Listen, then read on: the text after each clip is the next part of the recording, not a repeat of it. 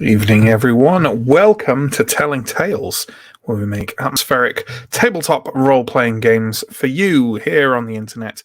It's Symbaroum night, of course it is, as it is almost every Wednesday. We've had a little bit of a break between Act 2 and 3 of Wrath of the Warden, and I think we can all agree that in the intervening 2 weeks, nothing at all of any real newsworthy note has happened in the world. So trying to ignore that as firmly as we can. We hope this finds you well and continues to do so. And let's get on and do some Symbaroum. But before we do that, we have promo to take care of, as always. Down below, there's a bunch of links to YouTube, links to Twitch. You're watching on one, please check out the other links to our social media, our Discord, our Patreon. If any of those are things that might interest you, then please do check them out. We normally run 3 weekly series here on Twitch. One is on hiatus at the moment, but I'll go through the ones that are active. On Monday nights, we have the Monday Crew run by Johnny playing Shadows of Esterin. On Wednesdays, we have this, Symbaroum. Regularly, we have Thursdays as Cincinnati Chronicles, but that, as I say, is on hiatus till around May-ish, something like that. So keep your eye out for the return of that. We also run one-shots on the first weekend of every month, and that means we've got one coming up this month, and it's one that was delayed from last month. Oh, my word, 2022 has been quite something, hasn't it? This Sunday, March the 6th, we'll be playing Tales from the Loop here at 3 o'clock p.m. GMT. So please do come join us for that. We've got a full complement of players, and we're going to thoroughly enjoy playing that system. It's excellent. So, without any further promo, let's start bringing on the players and recapping how we ended Act 2 of Wrath of the Warden. And we're going to start with series stalwart Chris. Chris plays Steo, former Ambrian infantryman, and now sellsword, city guard, curmudgeon, grumpyman. Grumpyman. Hi, Chris. How did you start up last time? It's been a long time since I've gone first in recaps, I must say. I think so too. So we started last session in possession of an incredibly politically, spiritually, maybe important artifact to the very concept of Ambria. The brass and copper tablets upon which the prophecy is written, a prophecy that you will hear many different muttered versions about how the Queen of Ambria was foretold as arriving in Davokar and taking over the wealth and power of Symbaroum thousands of years ago. Now has come to pass, apparently. But this was the thing that we were on instructions from very important people, probably with ties to the royal family, that we had to get, and got it we did, and we brought it back to the captain's room in the salons of Symbaroum, Captain Decamedo, the captain of the Night Watch. So we kind of knocked and then went into this room looking much the worse for wear, and he kind of asked about us getting it, which we said we had to get it from a location out of town, from Alame Salvio, which was kind of news to Steo because we thought this guy was just run-off-the-mill kind of traditional Templar. Turns out he's a noble of some description, so I'm pretty sure I've heard the name Salvio before, so that's actually bad news. And our payment really was, congratulations, no one really is ever going to know what you did here except for Sir Dar, who managed to negotiate to have his name kind of brushed liberally around some important ears and maybe try and restore a little bit of notoriety to his house. I don't know. And that was more or less it. And more importantly, it's payment. Yeah. Yes. In return for our work, we got the location of the key that we received, I think 6 or 8 months ago in terms of playtime, the key to the location for which we had the key for, which was to basically a store you like warehouse at the other side of town. So absolutely. And to tell us about said store you like warehouse, let's bring on John. John plays the aforementioned Sir Aaron Dar, last scion of House Dar and somewhat naive and I don't know, naive but ambitious, I'd say, young duelist and nobleman. John, what was in that warehouse? In the warehouse was a lot of ye olde timey storage units, but we eventually managed to find the one that our key fit. Inside was a mattress or a bedroll, a couple of books, a journal written in Anadea's hand with a map of some kind of location in it, a shelf that had, I remember it had, it was like a truffle thing, like a big amount. I don't know. It was a mushroom. It was fungus. It was a truffle. It was fancy truffle. And a crate with a very, very badly kept meerkat, which we figured hadn't been looked after in any way since Anadea had died. So we gave it some water and some scraps of field rations, and sort of cleaned up some of the waste it had left around the place. Yeah, absolutely. And using these new clues, I think you managed to put together from the journal entries mainly that Anadea had made, that she was definitely affiliated with the Iron Pact within perhaps within Thistlehold or more broadly, but also she made allusions to Lysindra's friend, and you put kind of. Sorry, John, do you want to Night Pitch. go? Sorry? She mentioned two people, Lysindra's friend and Night Pitch. Lysindra's friend and Night Pitch are two people that would perhaps know the way to a location that you figured out later. But we decided to go with going to talk to Lysindra Goldengrasp, who had been observing you from afar for quite some time. And it was probably about time you made acquaintances properly. So to talk about that meeting, let's bring on Stephen. Stephen plays Elindra, former Templar turned also sellsword and spitter of prisoners.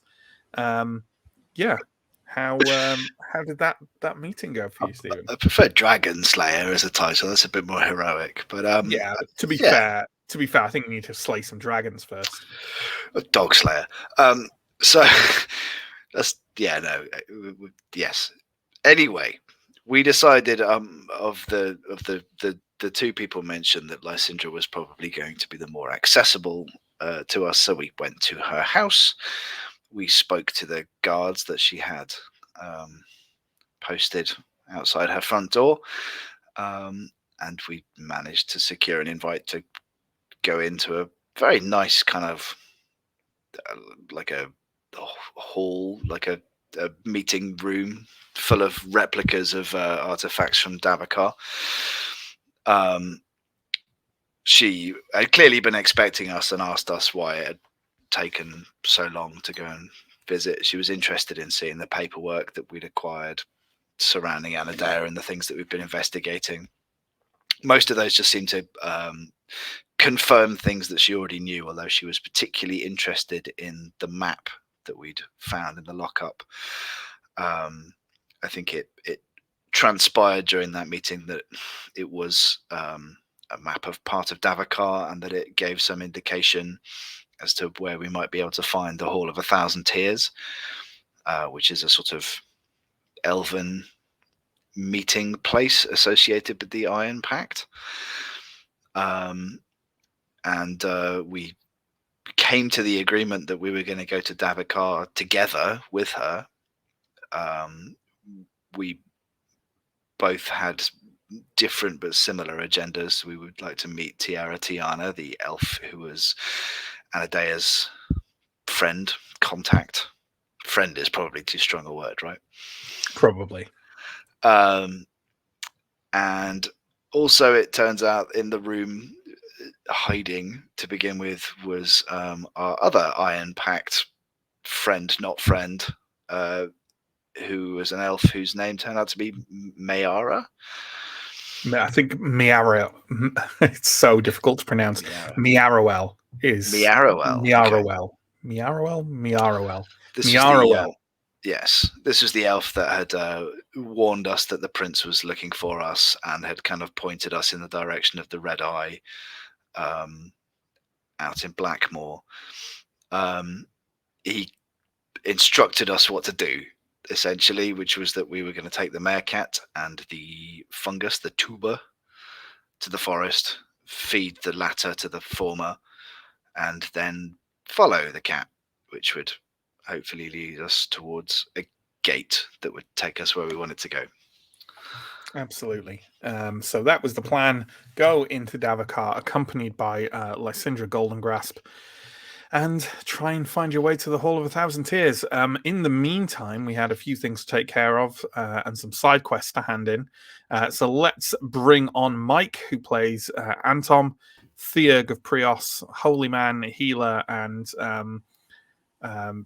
just the man with the worst luck in the world. Mike, what kind of things got taken care of before the group left Thistlehold? So we, I think various different parties got together the gear that they needed, especially Elindra, I think, who hadn't ventured into Davokar before. So all sorts of things like that. I think that Ascarai bought some fancy arrows, and he also went to like a store to find out something about like this fancy truffle. And I think the outcome of that was that the shopkeeper was assuming that he was going to sell it to him for an enormous amount of money. And the shopkeeper didn't have any more of them because they're apparently quite rare and quite expensive. And I think they come up from near Karvosti or something like that. So probably near or like Davokar. And then what else? Steo wrote a letter to Lightbringer with the name of the Dark Lords. Anton took that to Lightbringer, gave that to her, let her know that what we're doing. And Arendar, did he send some money to people in Glimmervan? I want to say, yeah. And I think that's everything. Forgive me if I've missed anything off there. No, I think that's a very good summary of everything that happened. And with that, the group met up the following dawn with Lysindra and headed towards Davokar with a little bit of a detour along the way. Let's bring on Sam, who plays Ascarai, our final character, our changeling ranger and scout and mower down of foes with that machine gun bow. Sam, how did we wrap up Act 2? So yeah, we headed into Davokar. I think Ascarai and Elindra were carrying the meerkat in its crate, more or less. We got in there, and I think first thing was we met the witches who were still there from when all of this basically kicked off. And then, I mean, we basically, I think Lysindra discussed with the witches what we were doing, saying, more or less told them what was going on. I think Lysindra was sort of surprised that Anton was understanding this conversation. And the witches basically, they agreed. I think they more or less were just like, yeah, okay, that sounds reasonable. They said to Ascarai about his ring, like, maybe you should do something about having that ring instead of just using it for your own gain, and actually earn some of it. But they were still there and still kind of willing to help, but just hadn't been allowed inside or given any avenue to help. And so then we let the cat out of its cage and we fed it the truffle, and it, I think, gradually and in a fairly controlled way on a leash started kind of pulling us in a direction. It definitely seemed to know where it was going, basically. Picked up a scent. Yeah. And led you off under the dark boughs of Davokar. And there we go. Act 3, Wrath of the Warden. Let's do this. So the first thing we're going to do, which will hopefully fill you all with a deep sense of concern, is I would like a volunteer, please, to roll a d4. Who do we want? I'll do it, guys. Oh Good god. Obviously, I'm not going to do that. Someone else, please do it.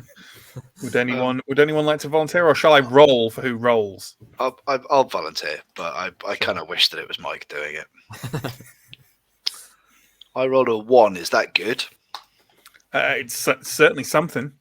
So we're going to, and you know what? Well, let's see. Let's something else, and then we can have people blame someone for something.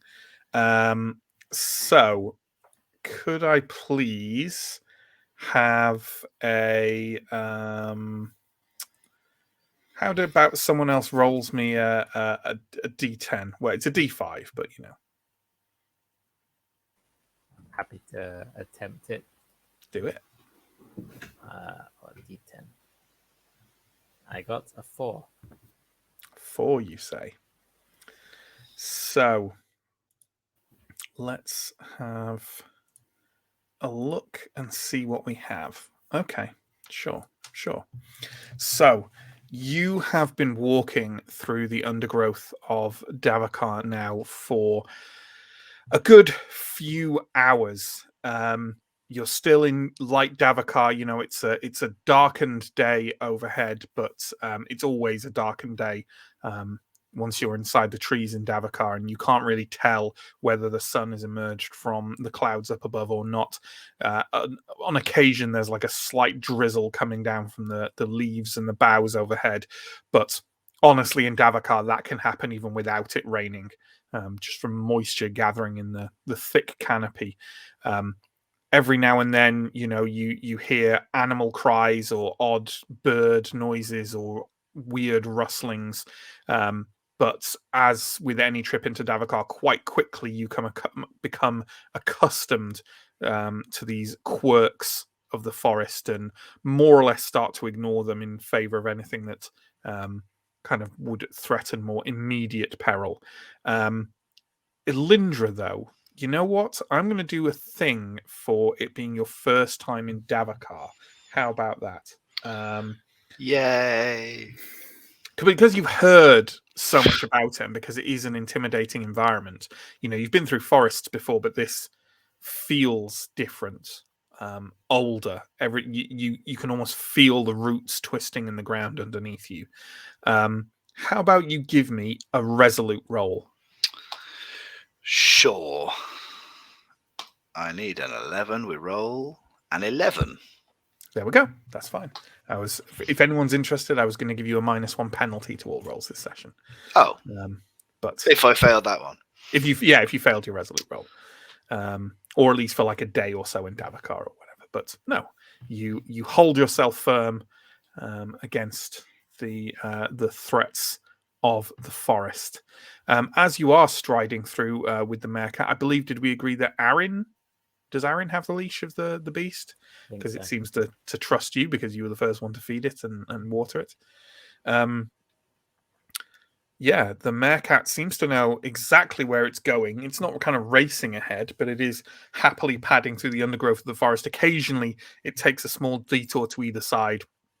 And you think at first maybe it's it's lost the scent and it's picking up the trail, but about the third time it does that, it pads back from a patch of undergrowth with a tail hanging from its jaws. So you realize it must just be catching wind of some scurrying rodents. Is there any kind of conversation or interaction you all want to have as you go forth?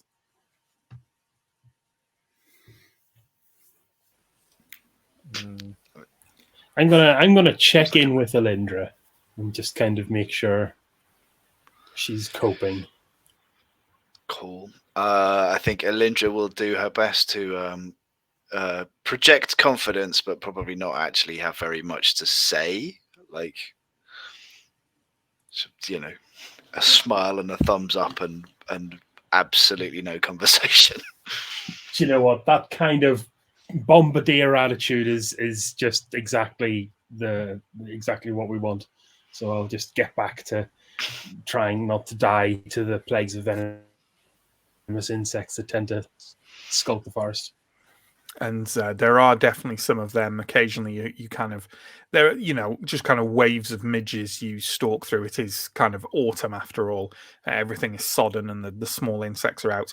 And every so often, as you trudge around, there is kind of that you hear the sound of one of your companions sort of slapping at a particularly vicious horsefly bite that manages to get through armor or just find a bit of exposed skin. And it's at this point, as you're trudging through this kind of faintly dripping vegetation with plenty of insects buzzing around you, that something happens. Who is likely to be taking the front of this troop? I mean, if I'm If you're walking leading the meerkat, then yeah, you, I guess. Why don't you go ahead and give me a vigilant roll, then, please? Okay, good luck. Do I get an advantage for having the meerkat? Nope. No, of course. Meerkat's attention is elsewhere. That's fail. Okay. In that case, you are kind of striding forward with the meerkat on the end of its leash into kind of through a small clearing, or as close to a clearing as Davokar has. Like above, you can see just a small sort of oblong of the white cloudy sky above through the myriad of leaves. And as you kind of pad forward, kind of glancing up at the rare sight of sunlight, but not really paying much attention, as you look down, you see that there is a human figure stood ahead of you at the opposite edge of the clearing. A woman dressed in barbarian garb, although much of it is shredded, and she has bite and claw marks on her arms and face. When she sees you, she kind of stops to stare, and you can see that she's kind of like quivering on the spot with sort of naked terror in her eyes. She screams something at you in a barbarian tongue you don't recognize. I mean, you don't speak any barbarian tongue, but you kind of know what at least Odav sounds like. And you probably know what who are the ones further to the west, because they were in Fetters of Stone. Is it Begins with something beginning with a Z? Yeah. You probably know it's neither of those tongues anyway. Why? And I'd say at this point, like, what? I mean, what are you going to do? Are you going to carry on moving forward or stop where you are? I'm gonna try and pull the meerkat up to stop, and let the others catch up with me. Sure, and I don't think we're traveling in a dispersed fashion in Davokar, right? I think we're pretty close together. So the four of you can enter this clearing as well. As I said, she is shouting something in a barbarian tongue. And let's say, do I want to make her from some dim and distant tribe? I don't think I do. I don't think it makes sense. Anton, you recognize her speech as being... from good lord, I'm forgetting all the barbarian tribes tonight. The ones to the east who you interacted with a fair amount. The Karahar, Carrot, isn't it? Yeah. They are the Karahar, and the adjective for them is carrot, not carrot, but carrot. She's speaking carrot, and she precisely is shrieking at the top of her lungs, "Stay away, don't come any closer, run, fools, run." She is trembling, and in one hand that's slowly being raised is a rather unpleasant looking axe. Oh, well, I'll just hold out my hands to the side to sort of stop the party from going any further, and I'll just pass on that warning. And like, I'm going to look at Lysindra, I think, to see what she is doing. Lysindra, kind of, that's an interesting thing. Let me just check Lysindra's capabilities first. For a second, just to have a quick look at. Okay, nope. Lysindra is kind of stood near the back of the party. You can see that she's kind of like, she's looking curiously at the woman, and she has unslung her longbow, but she's making no kind of moves to raise it or anything like that. You do get the impression that she probably does understand what she's saying, but she's looking to the rest of you to kind of take the lead on what happens about that. Okay, what do we think? Follow the advice? Is she telling us to leave the forest in general, or is she warning us about something specific? I kind of feel that she's warning us about something up ahead. She is now kind of trembling violently, and like her screams at you to like specifically kind of don't come closer to her, stay away. They're becoming desperate and almost kind of like bestial and guttural. Okay. Did you say this is kind of like in a clearing, or Mhm. is it? Can I just look around the tree line? Is there anything? Is there any signs of any other No, bodies? nothing like that. She seems to have basically stumbled into the opposite side of the clearing as you've entered it as well. Okay. I mean, I think that Anton is probably just going to be taking a few steps back into the forest at this point. And also, I probably hefting my flail into her hand just so it's ready. Is towards the woman the direction that the meerkat is trying to take us? No, not really. It's kind of veering off to one side. Okay. I'm going to have to rush you a bit. She seems to be That's reaching okay. some kind of fever pitch. I think she's been bitten by something. What happens when you get bitten by those buzzy flies, the ones that nearly killed Night Pitch? Yeah, she could be an abomination, or about to be. Yeah. Could try talking to her. I'm really going to have to rush you guys. Like, you can't have a full conversation while she's standing there screaming at you. Let's skirt around the edge of the clearing. Keep an eye on things. Keep our distance. So you're kind of keeping your distance and moving away around her. Okay. I would like, please. What's a good roll for? Let's see if you keep your distance satisfactorily.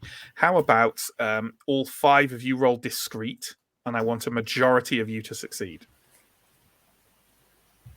Oh, I make it. Yep. I do not. It's all on you, Arendar.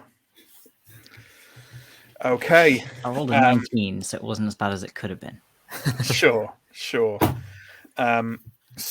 you all kind of like back away and start moving around. You see that she seems to kind of like maybe calm slightly and almost takes like a shuddering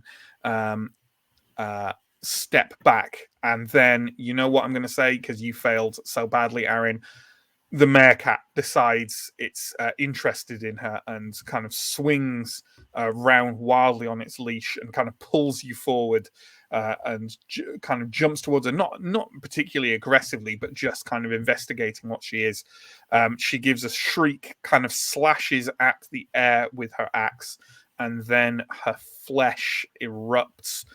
Bone starts peeling out from under the skin, cleaving its way through muscle and tissue as she strides towards all of you now, kind of like rending, awful, inhuman scream rattling its way through the clearing. It's safe to say that Steo and Askarai had absolutely the right of this.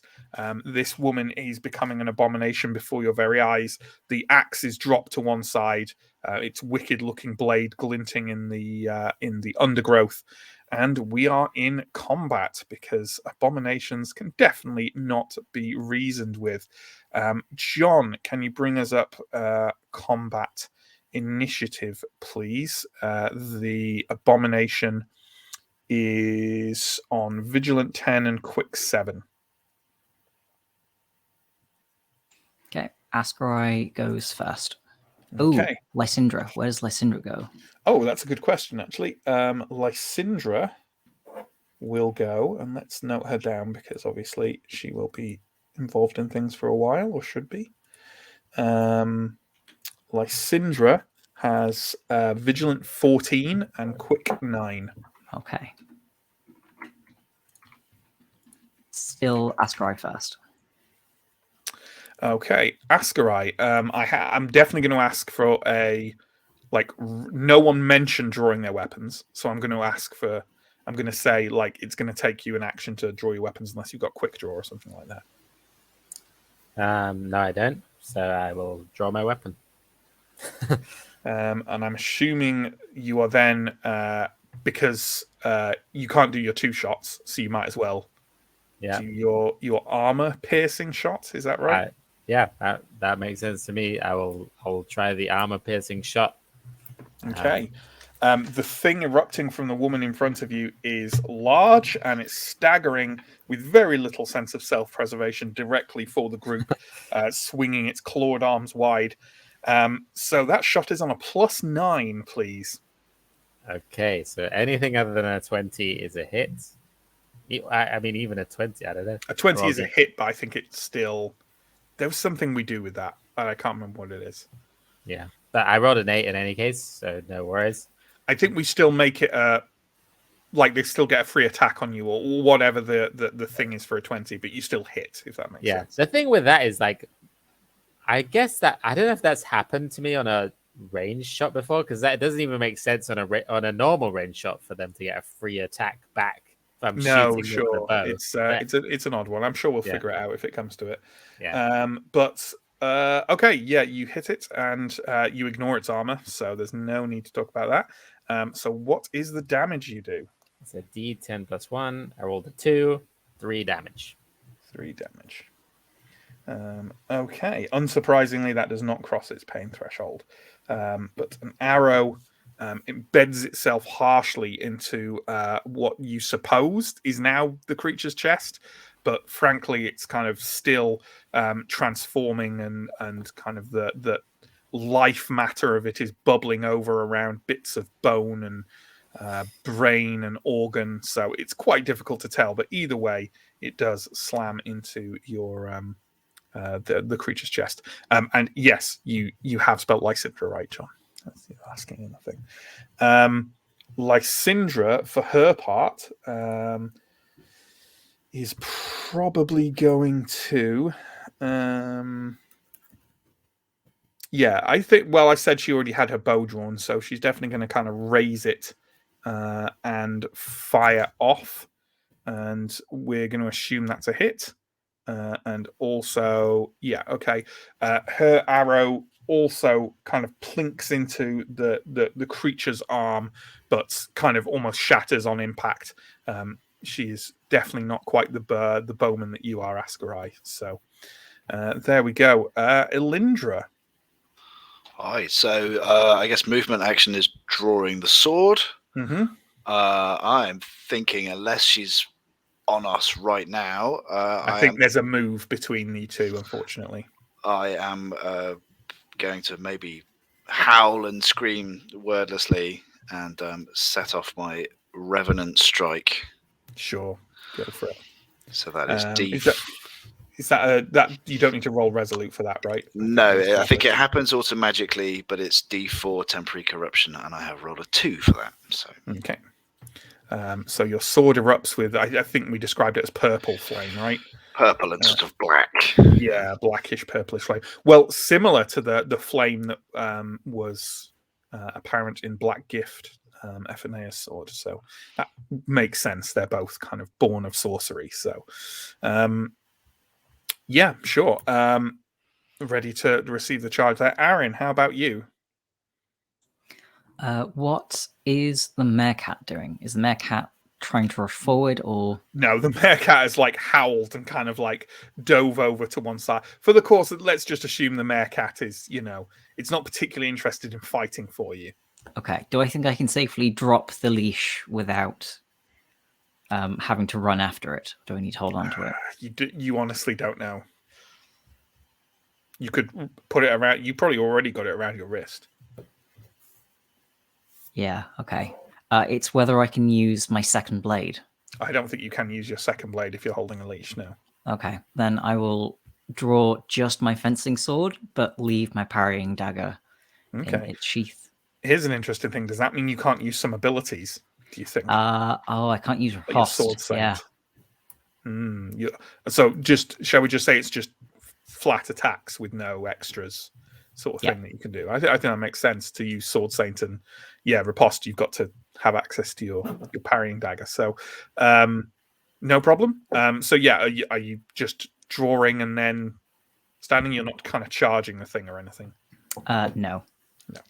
That's Not without my riposte. Absolutely. Steo.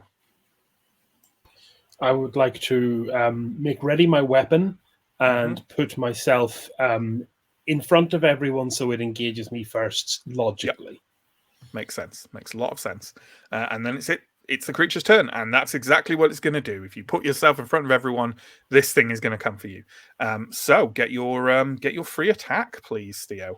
So I am using my free attack to finally, for the first time since dropping 30 XP on it, trigger Polar Mastery Master, which means that if I pass my attack, it cannot engage with me this turn.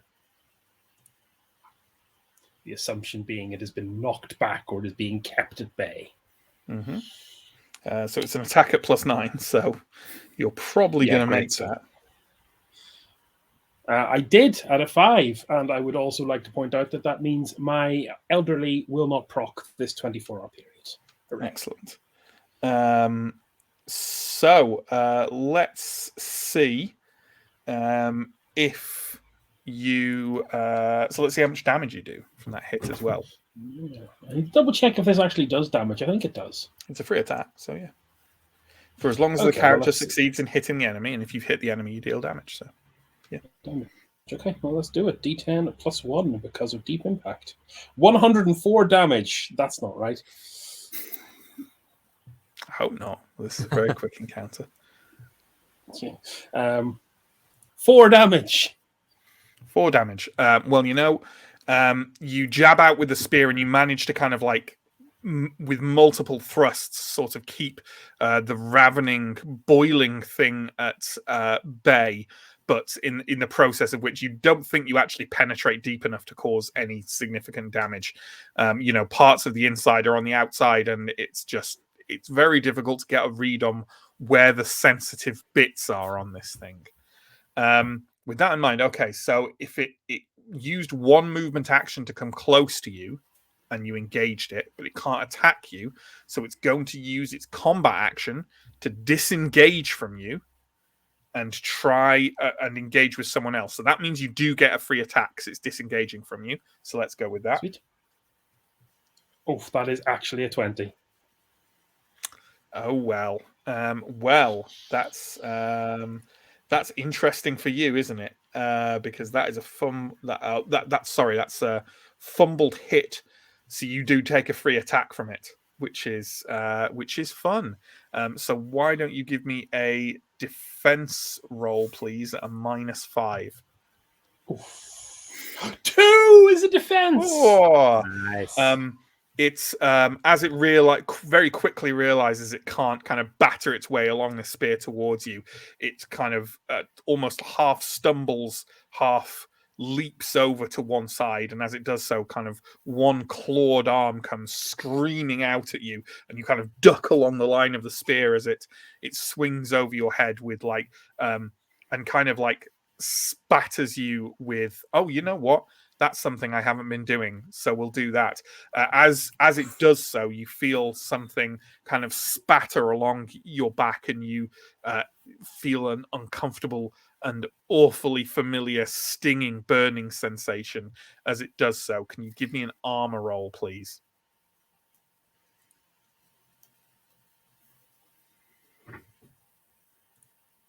Seven. Yeah, that's fine. You can feel little speckles on the back of your neck burning, and you can kind of smell kind of corrosion along the sort of the back area, the nape of your neck where your armor is. You've definitely got some horrid corrosive blood on you, and it's probably not going to stop burning just yet. So there's that. And in the meantime, the creature is going to dive forwards. And I don't think this thing's coherent at all. So I am literally going to just roll to see who it engages with. It doesn't have an attack this turn again. But it is going to engage with Elindra, which is probably the best choice it could have made for you guys. So, like I say, it doesn't get an attack, but Elindra, the thing is kind of up, sort of in your face now. So has it engaged? It has engaged. Okay. Oh, so you have long. Yeah, your sword Two-handed has long finesse, now, yes. doesn't it? Yeah. yes. So Go for it. that's any modifiers on the attack or just? Yeah, +9.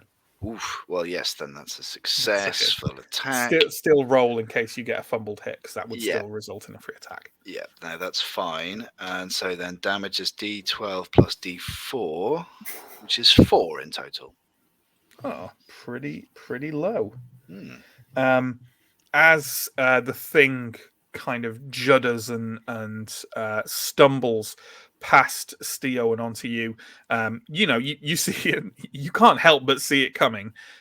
You take a step back, a step to the side, bring your blade down, and what was the woman's arm comes kind of flying off and hits the undergrowth with a horrible hiss, and some kind of viscous green-black ichor splatters across the front of your tabard, and you immediately smell the stinking, burning reek of it as it starts to attempt to eat through your armor.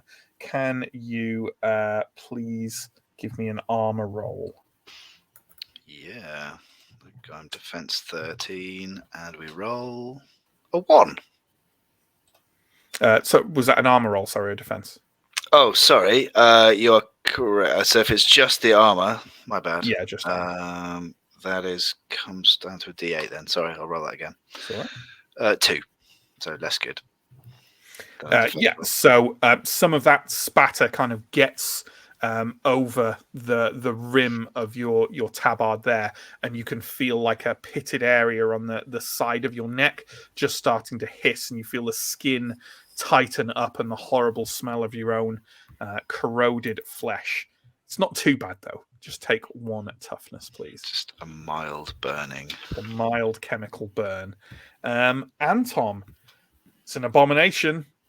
Mike, This is where you can shine. Yeah. So yeah, I will of course go for a bit of holy aura action. Not used it in a good few months. Been nice to crack that out. So yeah, let me see what I can do with my resolute roll. I make it. Awesome.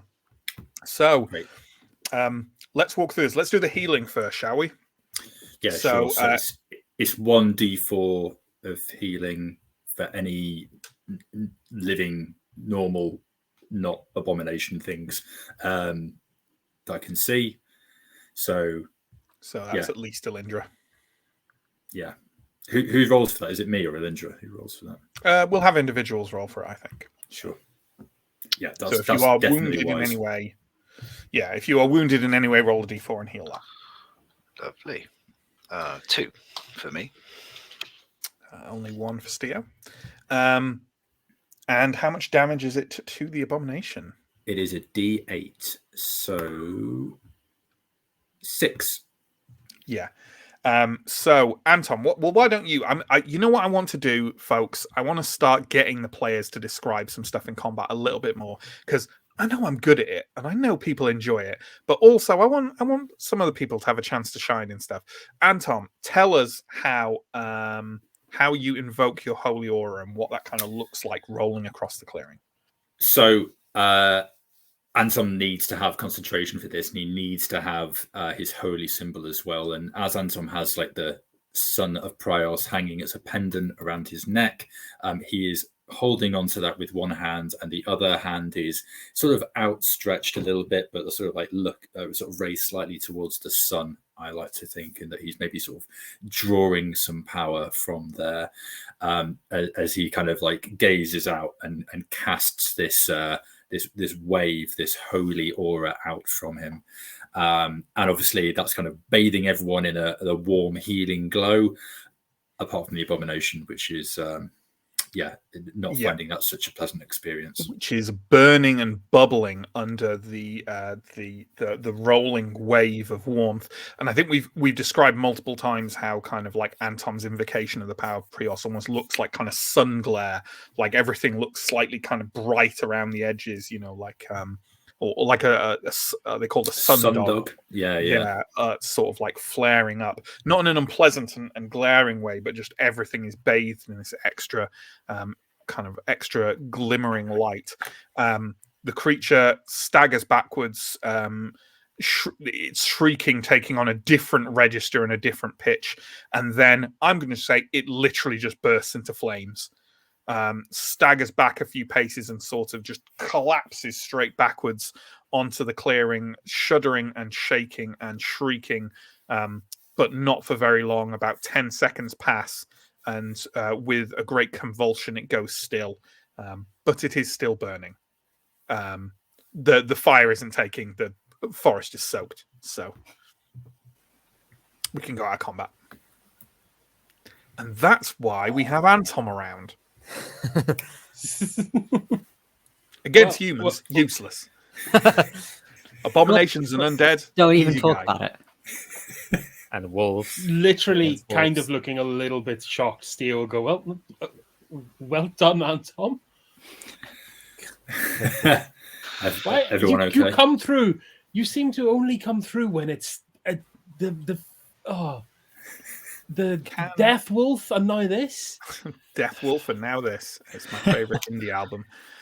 So can we actually have, though, from both Steel and Alindra, please, 2 more armor rolls?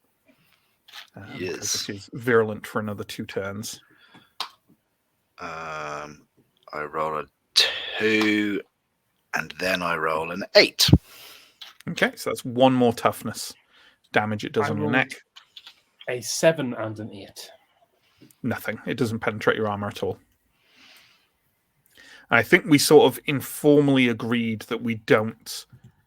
Did we sort of agree this, or maybe we just kind of don't do it because it's exploited? I think we pretty much agreed to not just relentlessly plug holy aura for like the healing value of it. Otherwise, it feels a bit kind of cheap. Invoke the mighty power of Prios to heal these small burns on someone's neck, sort of thing.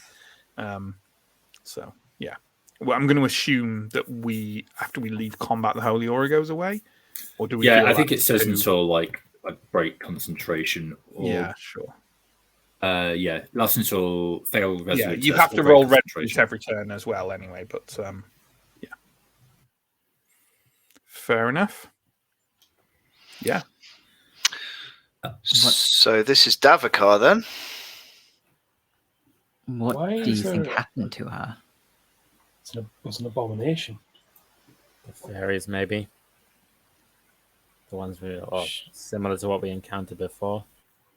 She may have been a sorcerer at the end of her leash.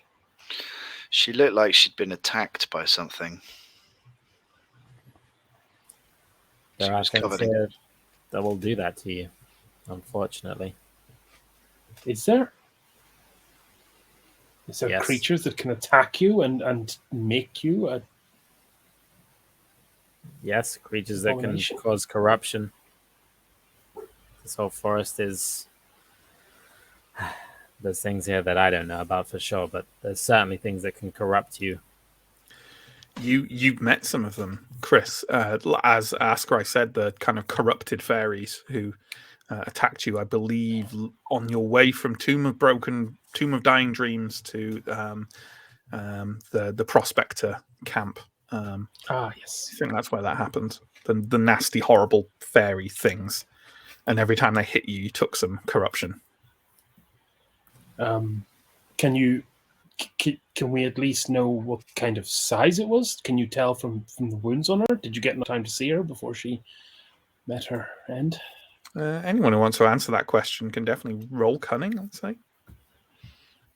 I'll have a go. Yeah. Sam, you have Beast Lore, don't you? Maybe that. Oh yeah, you know what? You can take a +2 to that, Askrai. Okay. I got a 1. Did you get I failed. Got to pass. Elindra, you'd say it looked like some kind of, I guess. Oh God, we're talking about animal sizes again. So you'd say it was some kind of like large cat or large dog style beast. What I'd categorize as a medium-sized animal. So like a meerkat. Yeah, like the meerkat. Yeah. Okay. Maybe a bit bigger. Anton, you think they were like some kind of canine, bite and scratch marks, if you had to guess. Like a big cat? Yeah. Or something? Well, we're watching out for large beasts with teeth and claws, and if we should encounter such a thing, we are acting very, very carefully, if not outright fleeing. Yeah, we need a careful watch. Okay. How's the Let's keep moving. meerkat doing now? It has kind of padded over briefly to the abomination's body, sniffed at it a little bit with interest and kind of thoughtfulness, and then immediately turned away and doesn't want any of it.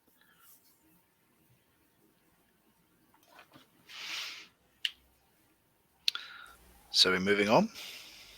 Yeah, let's do it. When we get out of its territory, we hopefully won't have to face it. Weapons out, everyone.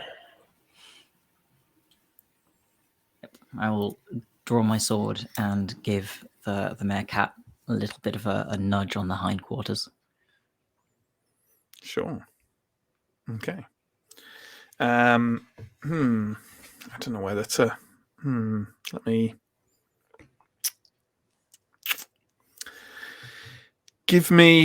Everyone can give me a vigilant roll at -5. Okay. I make it. Yeah, I do not. Okay, Anton and Askarai, let's say you're the two last to leave the clearing, and as you do so, your eyes are drawn again to the wicked, glittering edge of the blade of the axe that was dropped by the woman before she transformed into this awful creature. I think I'd go over and have a look. So it is described. See, it's described as a battle axe, and I want to get this right because me and my melee weapons. So let's see where a battle axe is described in. Oh, it isn't. Okay. If this thing has more lore than my spear, I'm going to be so upset.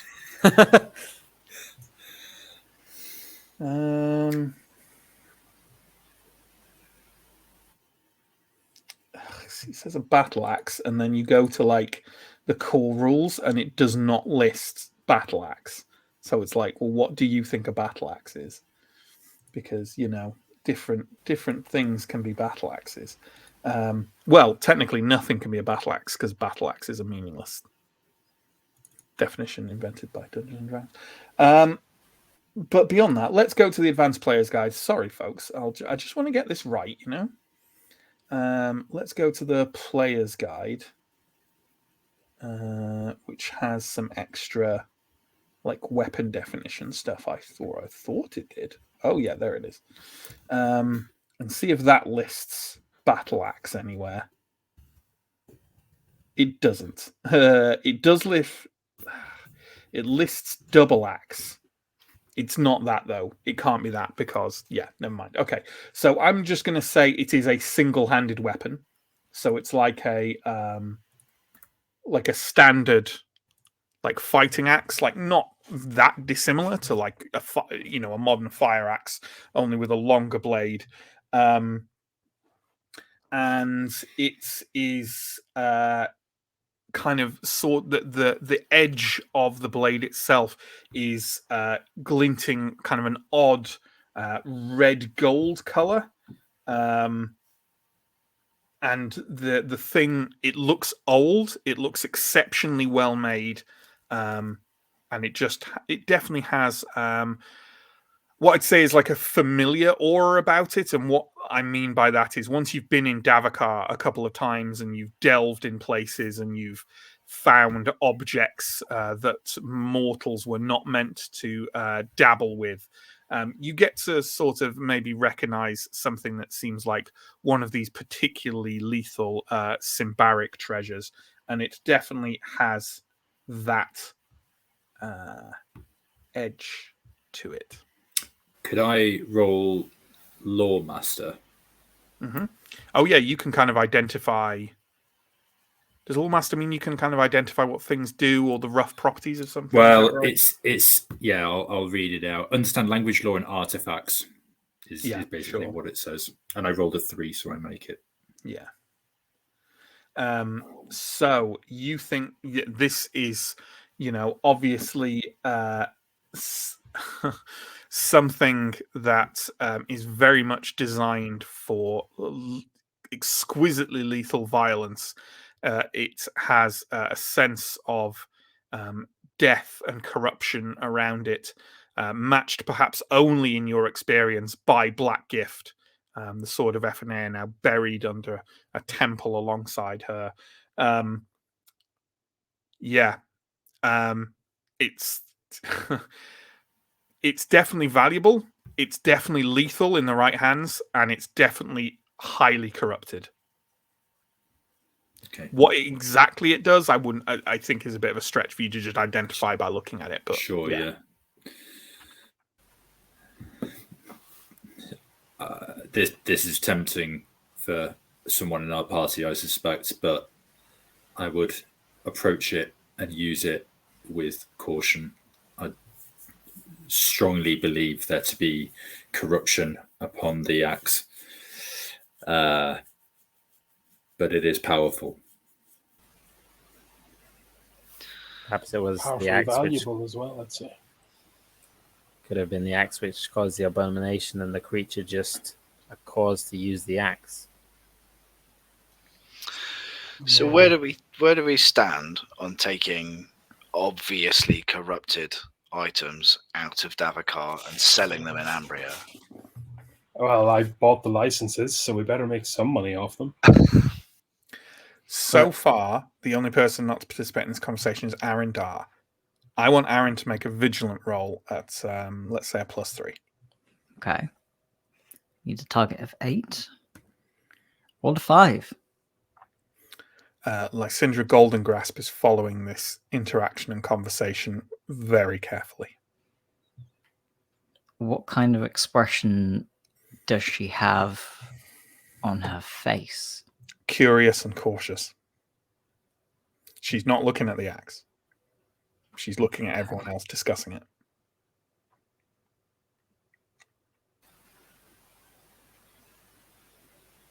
I'm going to say, if we think this axe can only cause harm to its holder, surely selling it to someone would be as good as killing someone. The Order of Magic can handle stuff like that. But you raise a good point.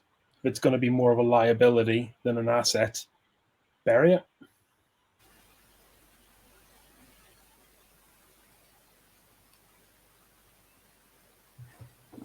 Would the church be interested in it, Father Anton?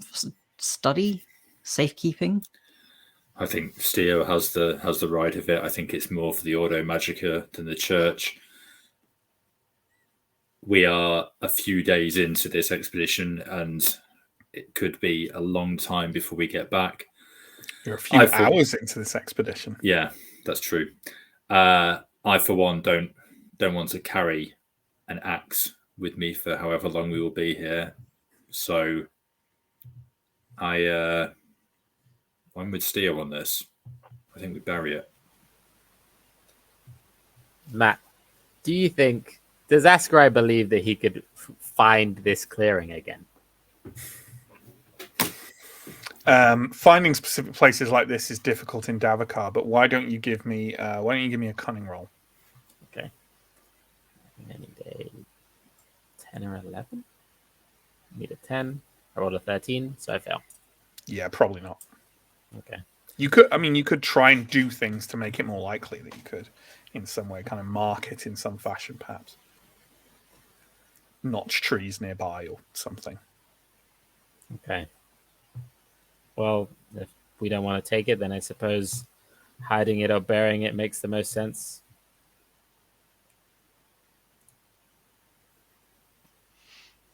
Yeah, Right, let's do it quickly though. We don't want to hang around. Try and find Okay. Someone's. You know what? Like Syndra, as everyone reaches the conclusion, kind of steps forward and holds up a spade, like a short hafted spade that was slung on the side of a pack. just in case you need to bury any cursed objects you find, just standard adventuring gear, right? I mean, as you say that, Finding your way through Arindar ruins, you might have to also, dig out things. Arindar also removes the shovel from his own pack.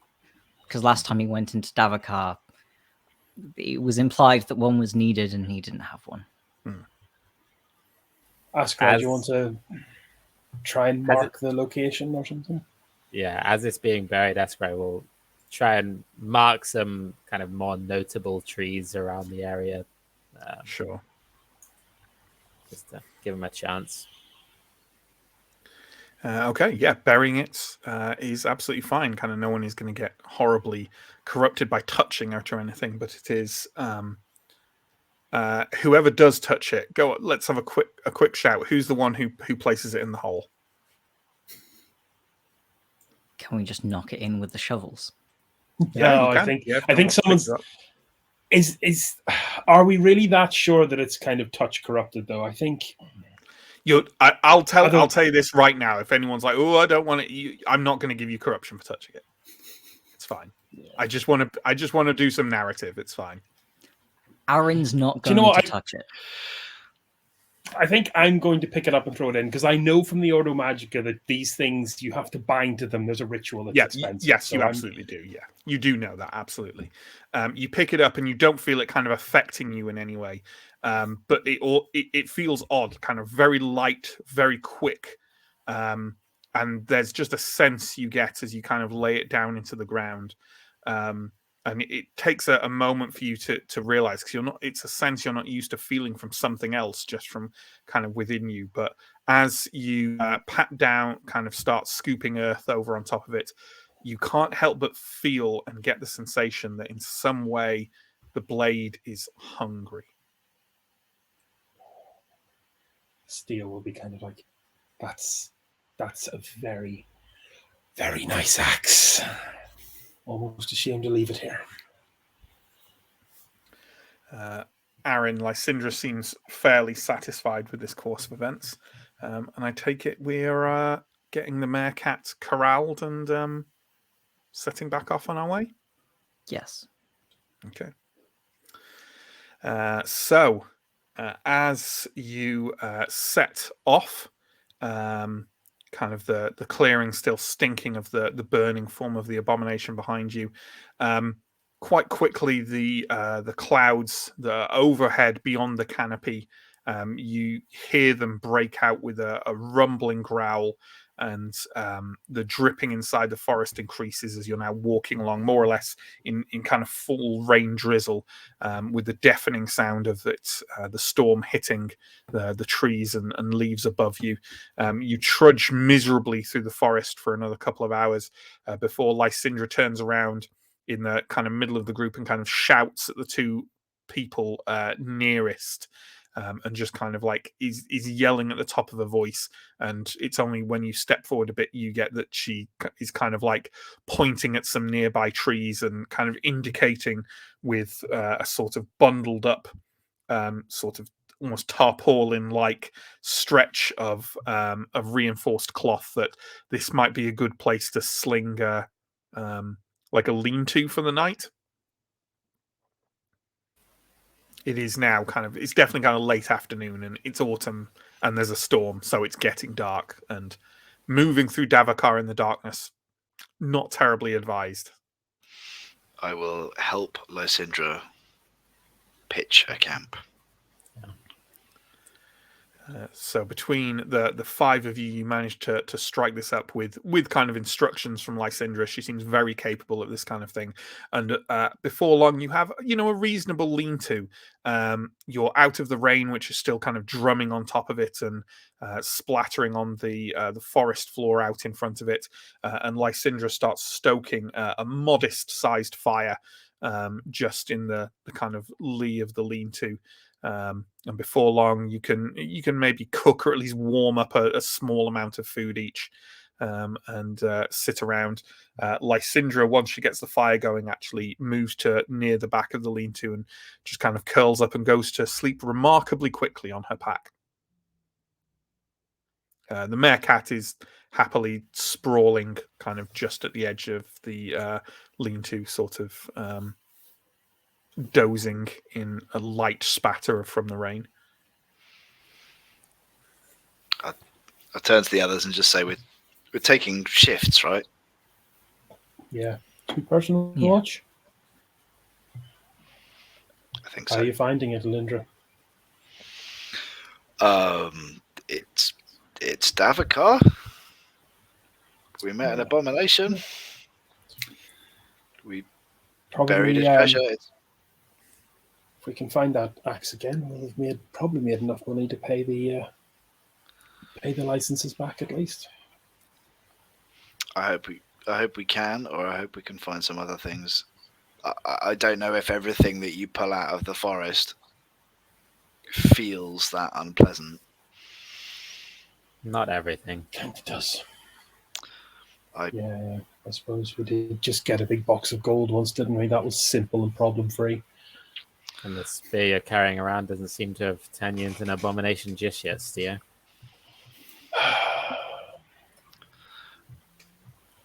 Hopefully we can find something with a bit more value and a bit less danger. We need to pay for those remember the licenses, goal. right? Yeah, The we're goal not is here. to prevent it. We're not here primarily for treasure. That's like a secondary thing. It would just be nice to cover costs. How much were we given a glance over at Lysindra just before we left? Sorry, if you're talking to Lysindra, she's asleep. No, I'm talking to the group, but I'm trying not to say what it is specifically because we don't want Lysindra to know or anyone to know what we were up to. But the task we did the job we did just before we left. Did we get paid for that? I can't remember. We got paid in I think we did, information. actually. Yeah. Which was very useful information, but still. In that case, I will dig into my coin purse and dig out 11 thala and say, Steo, how much was it we owed you each? Oh, I have it written down somewhere. I do have it written down somewhere, Aaron. Not cheap. I dimly remember it was something like 11 or 13. Yeah, I think so. I think I've already paid Steo because I am skint. I will pass Steo 11 thala nonetheless. Yeah, I'll do this. Thank you. Yeah. Okay, so I'll take that's this fine. 11, 42, 53 thaler total. That looks about right, just based on... Yeah, that feels about right. About 11, 12-ish each. Yeah, that'll do. Rudimentary fantasy maths here. It's So, fine. A couple of thaler between friends at this stage is water under the bridge. Survival now is the main salary. Speaking of which, who has an injury? Elindra? Yeah.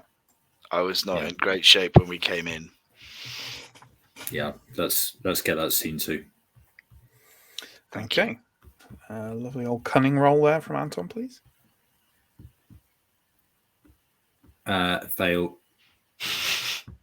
Well, to be fair, this isn't in the ideal environment to be carrying out healing on someone, no matter what Darkest Dungeon tells you. Steo, are you gonna have a go as well? Yeah, I think I probably should, shouldn't I? How beat up do you look, Alindra? Like a bit. if I'm gonna like, I don't know. I don't really want to put it in numbers because that's a bit coldly mechanical. Like, you know that she's very tough and she can take quite a lot of punishment. She has taken some. Okay, I tell you what. Let's see if we pass the initial roll to triage first, Yeah. and then I'll make the decision on. Oh, I do. Great. Do you know what? Because it's your first time in Davokar, I am going to blow a pack on this. So, herbal cure. Yep. Oh, 2. Sorry. I think that is just literally 1. It's not 1 Yep. plus 1. Yep. That will be. That's not one. the roll to do the healing. That's the amount of healing that you. Yeah. Right. Yeah. So that's probably a little bit of salve for that acid burn on your neck. But that's about it. So are we happy to kind of wrap the night up there with some people being on watch through the night? How about that? Yep. So that is Arindar. You are on watch at the same time as, because I think everyone said that you were going to take 2 people were going to take watches, right? You are on watch at the same time as Askarai. The rain has died off a bit now, just a kind of sodden, heavy dripping from the canopy overhead. You can see, like in the embers of the fire, you can see Askarai huddled up on the other side of the fire from you, in the kind of just vaguely visible as an outline glow, kind of huddled over in his hood and cloak, and you yourself presumably bundled up in your traveling clothes and looking out. You can see kind of the very hint of the sky is lighting up as dawn is slowly creeping over the forest. Give me a vigilant roll, please.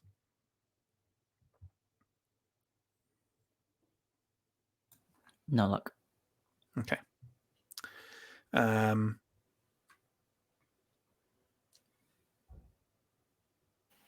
So you how do I handle that? Maybe I shouldn't have done that. You know what? I'm going to ignore the roll you just made. Otherwise, my entire narrative of this bit doesn't make it's just pointless. So I'm not going to do that. You didn't need to tell me that, to be honest. No, I didn't really, did I? So you catch, or you feel like you catch movement at the corner of your eye. Can I strain into the darkness to see if there's any shapes I can recognize? Sure. Ooh, wait, sorry. Go away. Sorry, there's a dark shape messing with things. Yeah. So you peer into the darkness and into the foliage around you. And you kind of look around, and like everyone's done this, I think, whether you're like walking in the dark at night, or maybe you're even just in like your bed and kind of peering out. When you suddenly realize that a group of shapes seems to be someone there in the darkness. You catch that and sort of maybe jump slightly at that. It looks, and you know what, Aaron, I'm going to say this without particular comment, but some people who may have seen the other series featuring Aaron, who knows? You look out into the darkness and see what you feel momentarily, but surely, is the small, slight figure of a goblin standing out there in the dripping rain and the darkness, just looking at the camp, and you see kind of the darkness of their form and the faint paleness of something white daubed over their face, and then it's gone.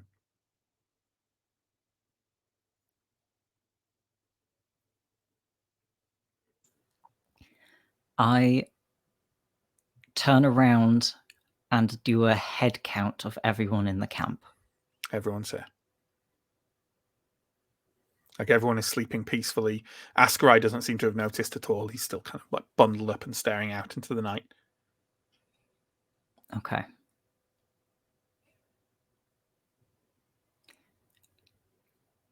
Ascarai? Yeah. I'll be back in a moment. Don't go far. I'm taking the meerkat with me. Okay. And I'll take up the leash and try and pull the meerkat over to where the goblin appeared to be. Mm-hmm. The meerkat kind of pads over with you, glad to kind of stretch itself out at the beginning of another day. Looks around a bit, seems to find no particular interest, pads off behind a bush where you hear it scraping at the ground, presumably to kind of relieve itself in some capacity. There's nothing here. Are there no footsteps? Nothing. That must have been a waking dream then.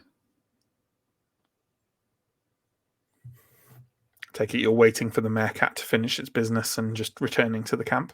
Yeah. Okay. And counting everyone at the camp when I get back as well. Mm-hmm. And if you want more idea of why that's significant, folks, go check out our mini series of Fetters of Stone, which is a Symbaroum thing that we did as a kind of spin-off of this. You go back to the camp. After a short while, everyone starts waking up. There is no more unusualness on that watch. So, as you all start striking camp and getting ready for the day, I would like another roll, please. I would like another, and it will be a D. Let me get this right. A D. A D4 from someone, please.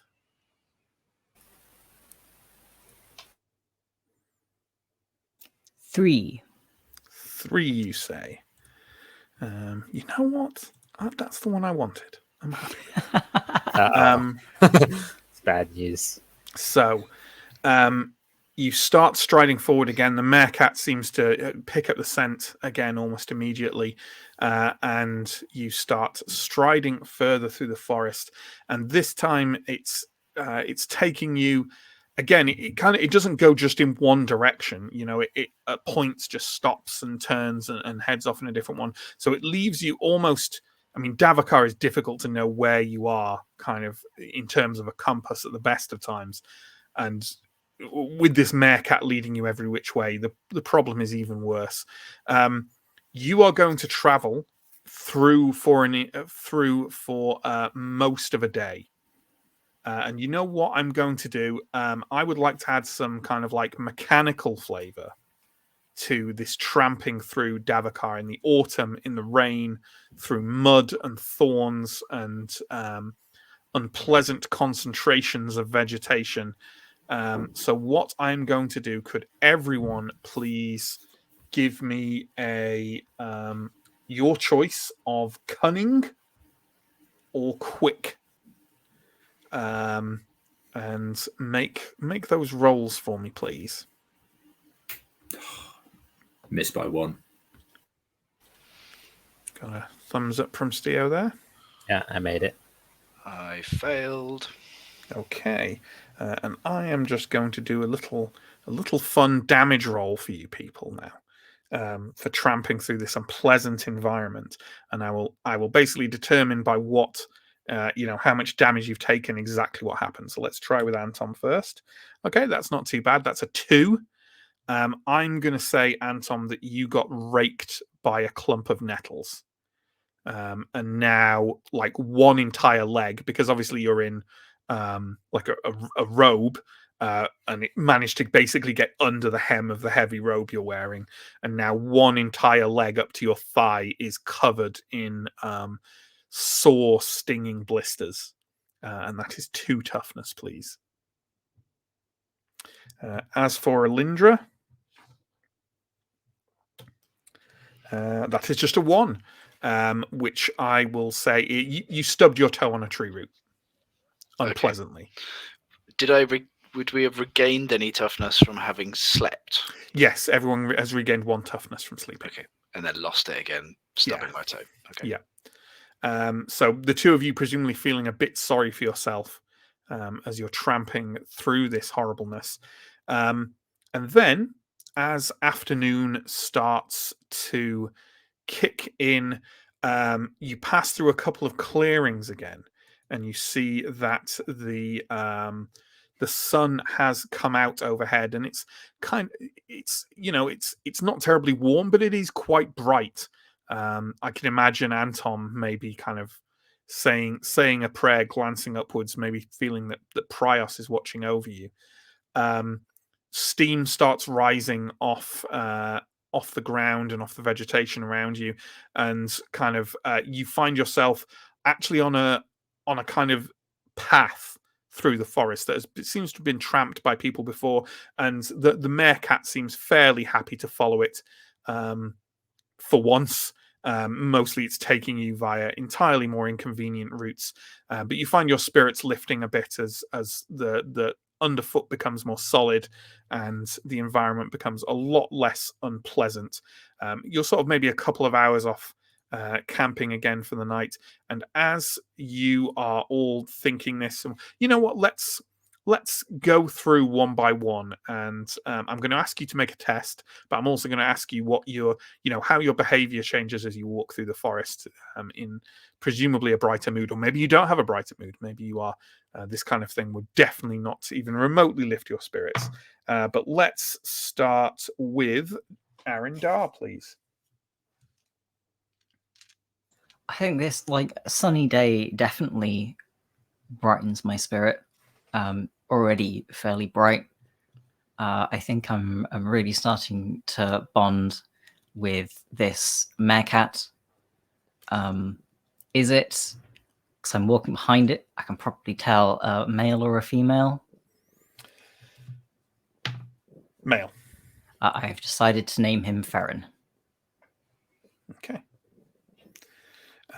So Chris knows where I got that name from. Yep. Can you give me a vigilant roll, please? Yes. And while you do that, can I have Stephen? How has the change in weather and environment lifted Alindra's spirits, if it has? I think she's glad that the going seems to be easier than it was earlier. I think she's also probably still a bit stuck on thinking about that axe from yesterday, and not thinking that it was wrong to bury it, but trying to figure out how we're going to pay for licenses if we're too afraid to pick up the things that we see. So she's thinking about money because she doesn't have any of it. Absolutely. Can you also give me a vigilant roll, please? Yeah. And then we're just going backwards here, so let's just carry on doing it like this. Mike, how has Anton changed? Yeah, after a pretty bad start to the day with those stinging nettles, I think that he's feeling a little bit more positive. Anton is probably someone whose mood is very much lifted by the sun, and so he's using the warmth of that, and he is feeling warmth from it internally, if not sort of physically radiating from it, to sort of bypass any feelings of discomfort he has in his leg. And that is something for him to cling on to, because Anton does not like being in the forest very much. No, definitely not. Well, last time you were here, it went so badly you had to burn yourself. So, yeah. Yeah, vigilant roll, please. And Sam, how does Askrai feel about this? I think Askrai has been in a good mood since entering the forest, although probably in a slightly better mood with the sun out. Although I think he would probably be sort of quiet with maybe a bit of nerves, a bit of excitement, thinking about the destination, really. A little conflicted about going to meet a bunch of elves in an elven place and not really sure what his reception will be or how he feels about going to do that. So I think he's happy, but maybe slightly quiet and preoccupied with that. Kind of occupied with his own thoughts. Yeah. Yeah. A vigilant roll, please. And finally, Chris.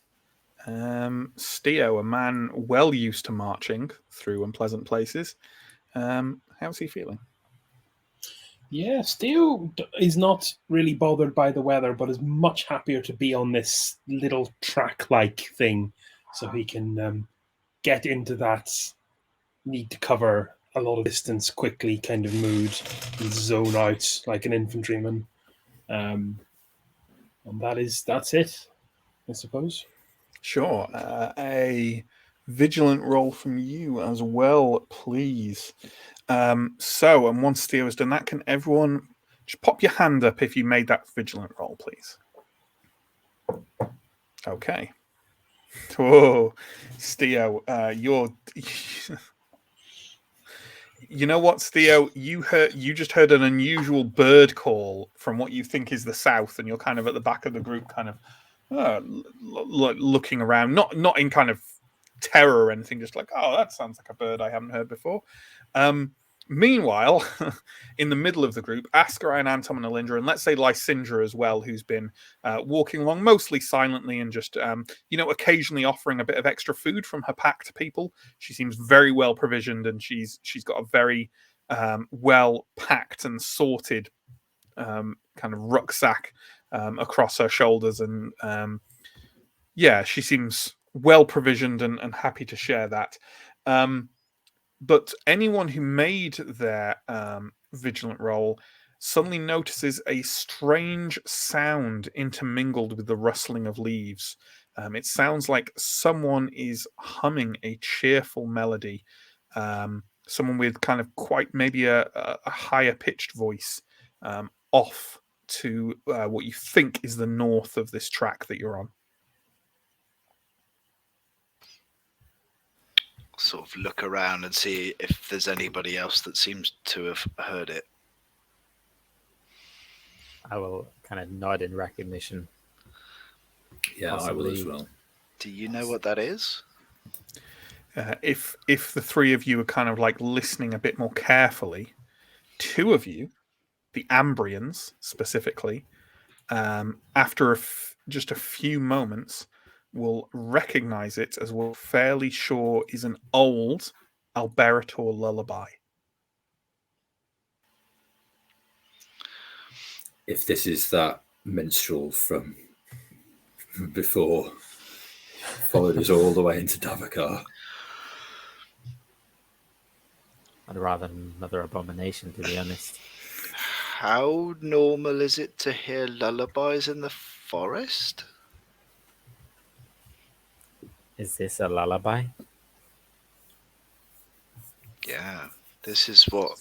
It's like an old one. It's something maybe you can remember kind of older, like hearing from kind of older women in this whole like, grandmas and sort of elderly people might still sing it.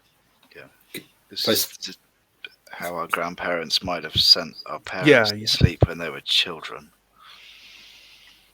If we pause for a minute, is it getting louder or softer? No, just kind of the same distance, a pretty short distance away.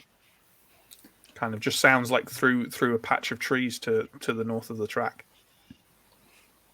If I notice you three have stopped, I'll drag Farron back. I think it's safe to say, Theo, you can have noticed this by now. Askari, do you want to investigate? I could go and take a look. I have heard of some witches maybe that will sing to the forest, but would be strange to sing in Ambrian or an Ambrian tune. Alberator, even. Steo, I'd say as the oldest person here, maybe this is even something your mother sang to you in your crib. It's not going to be good for the old marbles. I was also wondering, because Stea's the oldest, but I'm the most recent to have left Alberator. Yeah, sure. I think any Ambrian will recognize it. Let's. Can we take a look? I'll take a look and call back if it's come back whatever I find. Gentlemen, I'm deferring to you on the ways of Ambria, on the ways of Davokar. Right, this is my first trip here, but am I to understand that in the middle of the forest, somebody's singing Alberator lullabies, and the first instinct isn't keep moving, get away from this thing, but go investigate? Is it just me that's a bit disturbed by this? I can imagine, given the nature of Ascarai, that this conversation is happening after the changeling has slipped away through the trees. Would that be about right, Sam? Yeah, I think that's fair. Sure. Yeah. Lysindra, for her part, by the way, is kind of again silent and kind of watching the group, and seems to be kind of gauging what everyone's saying and what everyone's point of view might be.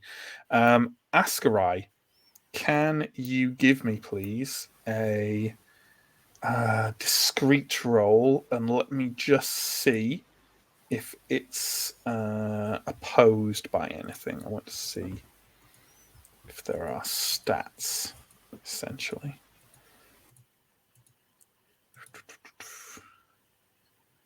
There are not. So just give me a discreet roll, please. Okay. I need a 13. I rolled a 10, so I make it. Okay. You kind of pass just through a few trees, and the little song, which is being sung in a pleasant, like a pleasant little high-pitched voice, comes clearer to you, and you see through the trees ahead of you a small figure kind of strolling gently along through the forest, occasionally like bending over and looking at something on the ground or up at the trees, and just generally seeming to be on an extremely casual and pleasant afternoon stroll. John, can we have the image of Aluin, the son of Sarvola, up on the screen, please? Yes, in a short moment. I never saw this kid, I don't think, because I didn't go. I think me and Steer were at the Legates. It's possible. I think it was me and Alindra. Yeah. Well, either way, Sam, there is a young Ambrian boy walking through the forest who does not seem to have seen you. Also does not seem to be scared or even lost in any way. It's about 6. Okay, I think. How far have I gone from the group? I'm guessing not too far. Not far, maybe like 15, 20 feet. I'm gonna head. In that case, I'll head back and say it's just a boy. He looks normal. He doesn't look out of place or concerned in any way. Lysindra kind of leans forward and says, "A boy, Young. maybe of the clans. Maybe there's a settlement nearby we could trade for shelter for the night." Possibly. If I had to guess, I'd say he's Ambrian, but I mean, who knows? Settlers, maybe? Worth talking to. He might be, even though he doesn't seem concerned, he may be lost in any case. But Lysandra seems to agree with this notion.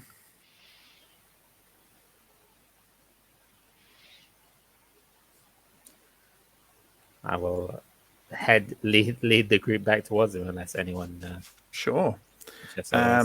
The whole group isn't terribly stealthy, and as you kind of tramp through the trees up towards Askrai at the head, you can see Alwyn kind of turn and kind of see the group emerging from the trees coming towards him. And he gives a bright smile, a little cheery wave, and says, "Oh, hello. On a stroll through the woods? Taking your cat for a walk?" I presume that Anton and I recognize him at this point. Yeah. Alwyn, right? Yes, that's the name my father gave me.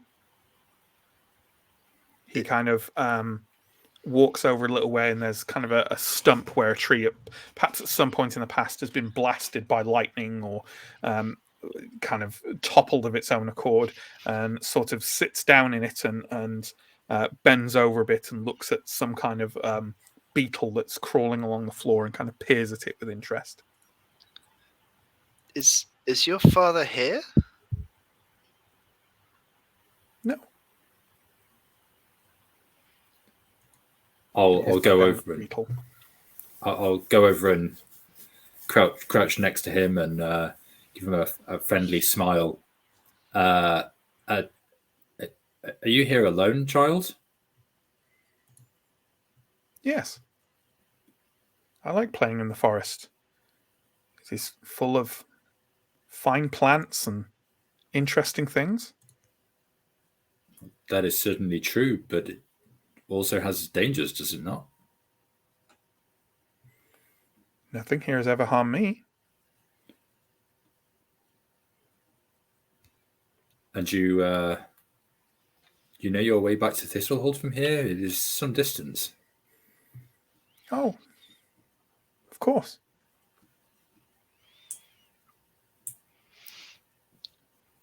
Are you? Do you need some water or food? We'd be happy to share with you. He kind of jumps up to his feet from the tree stump and says, "No, just a little stroll. It was nice to see you." He turns and starts to walk off between the trees again, just slowly kind of like whistling the same tune.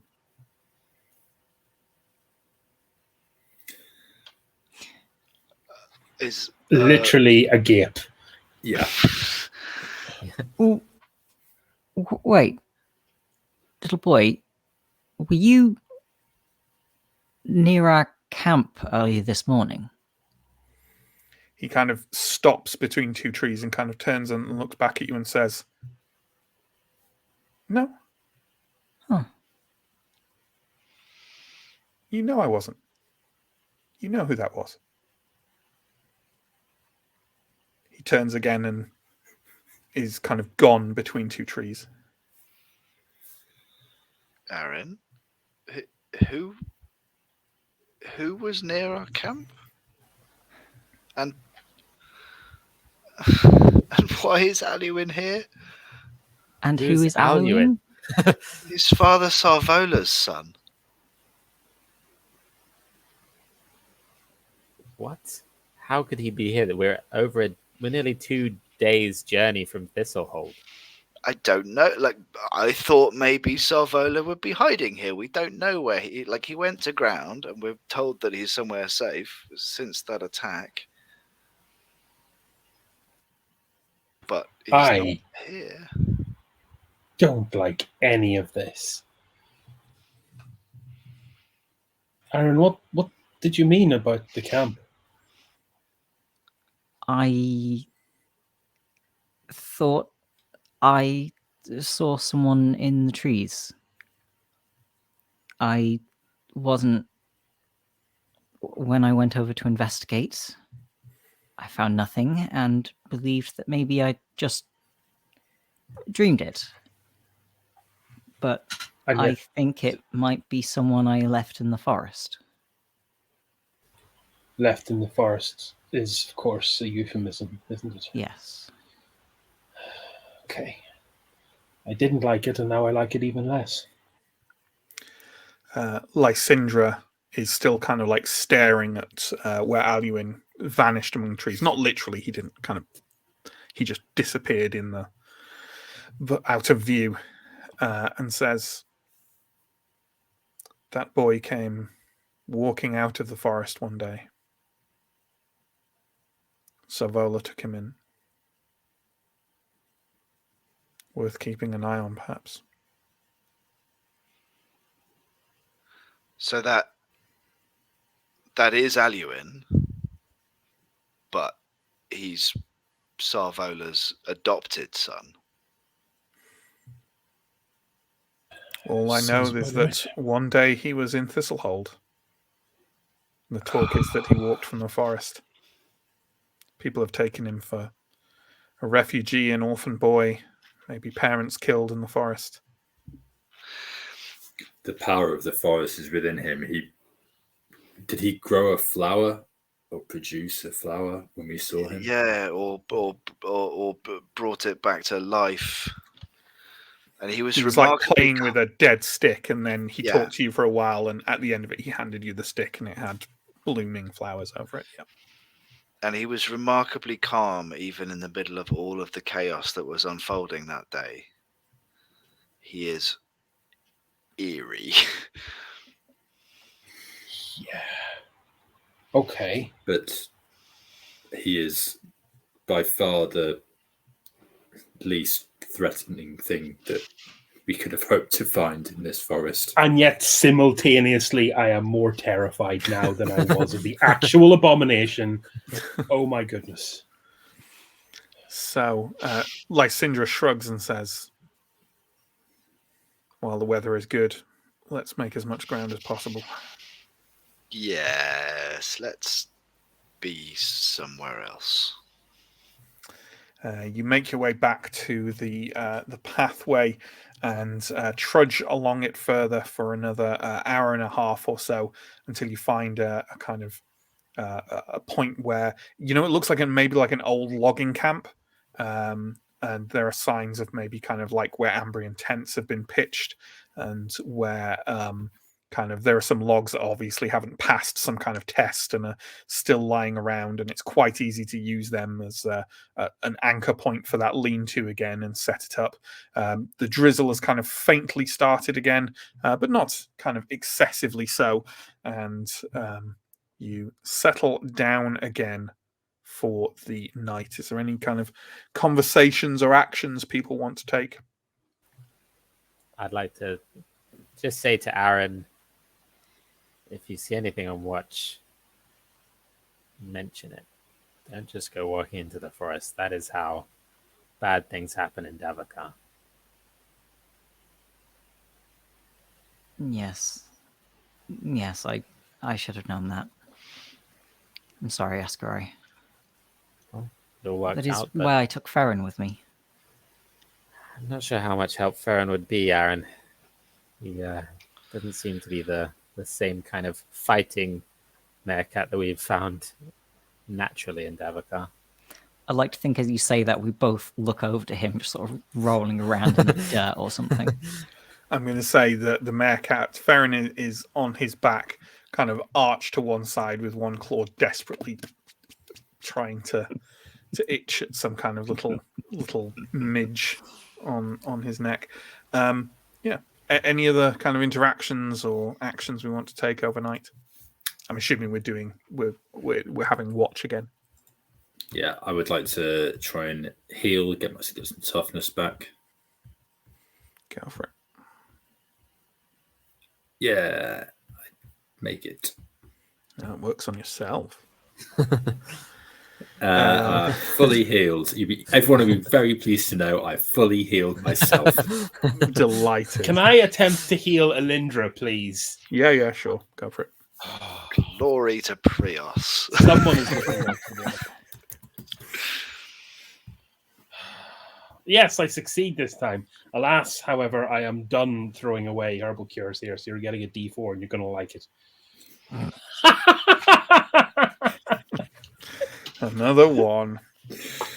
At least Theo. it was free. Alindra slowly ticking up in toughness. But it's another night of sleep, so that's another tick of toughness for everyone who may or may not need it. So, unless there was anything else from anyone? Nope. then we can wake up in the morning again.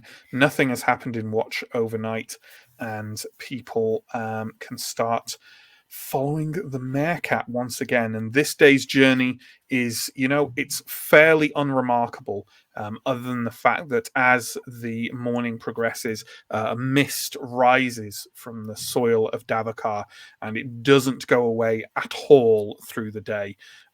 In fact, it only gets higher, and by the middle of the afternoon, you're almost wading through it up to your hips in roiling, slightly sickly seeming fog. And as the noon turns to the afternoon, turns to the early reaches of the evening, you find yourself emerging out from a into what seems to be like sort of a more open area in the middle of Davakar. It is in fact a rather large field that, as you step out into it, you can see that there are shapes ahead of you scattered among the long grasses and the bushes and the undergrowth.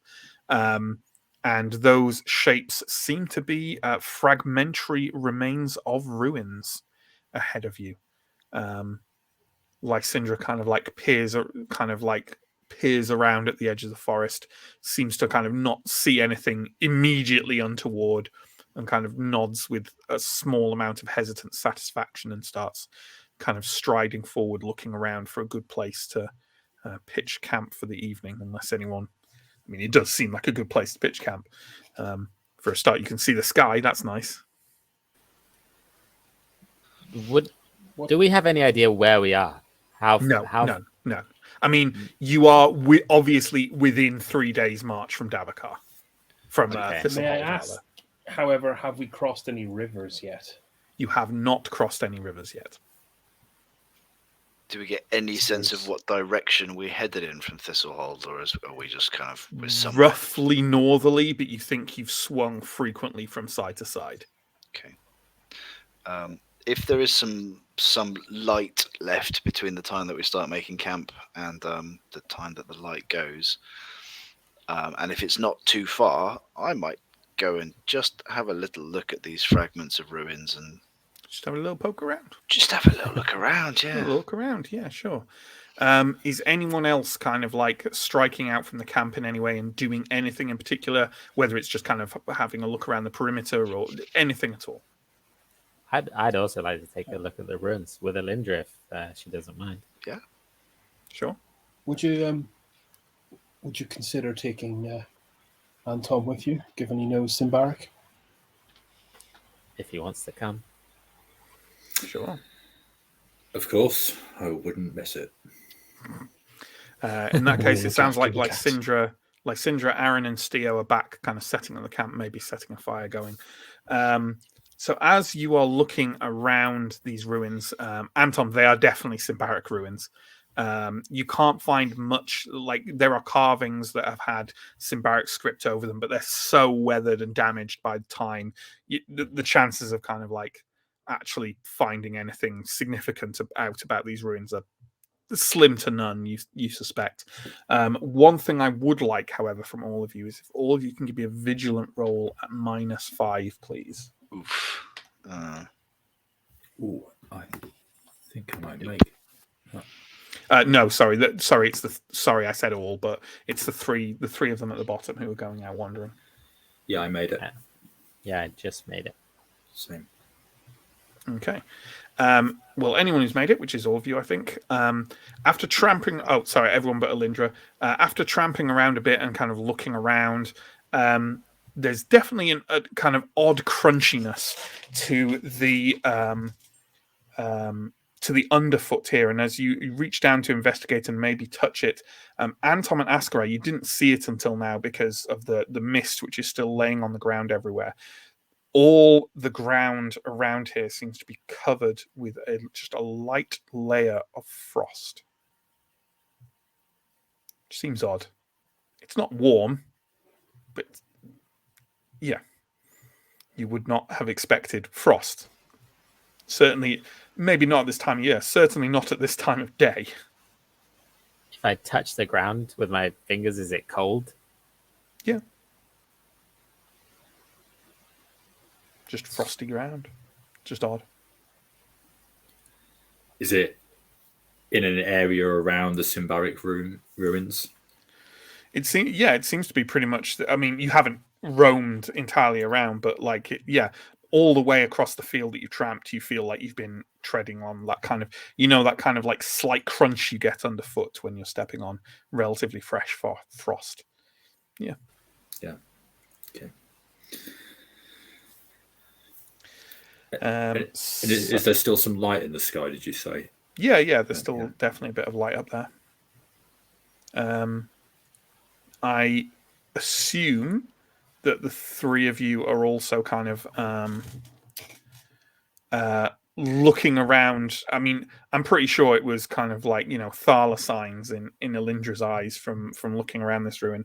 And there are there are patches of rubble and debris and stuff like that. Does anyone want to? Is anyone kind of browsing the area for this kind of thing? Yeah, I think so. Yeah, but I'm probably sticking with the other two. No, I don't think we're like spread out. Sure, absolutely. Well, why don't you all then? If you can all give me a vigilant roll, let's start with that. Yeah. Roll a 2. Okay. The two of you who rolled on vigilant, can you give me a roll of a d20, please? Okay. 17. A 6. Okay. Well then, let's have a few extra things. So, both of you who rolled, how to handle this? Yeah, we'll handle it like that. So, Askarai, can you give me the roll of a D100, please? Okay.